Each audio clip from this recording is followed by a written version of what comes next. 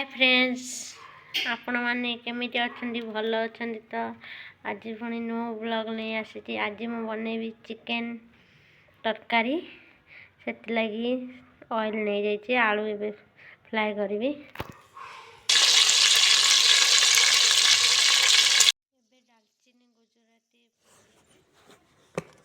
एबे गोटा मसला नहीं जाइए पियाज फ्राए करी अदा रसुण टमाटर मसला पे नहीं।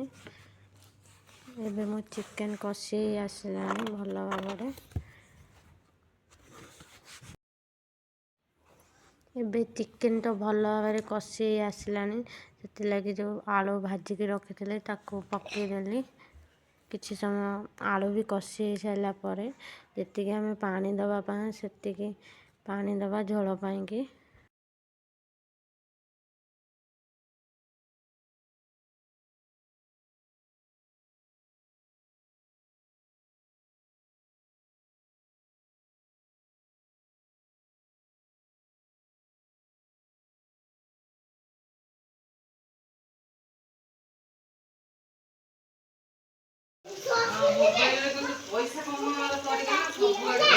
सिस्टम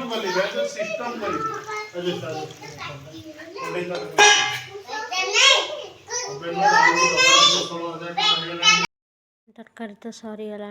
एबे आम जाऊँ खायापाई। आपण मानू जदि आम वीडियो भल लगुवे राजू कंढई ब्लॉग लाइक करेंगे, शेयर करेंगे, सब्सक्राइब करने भूल।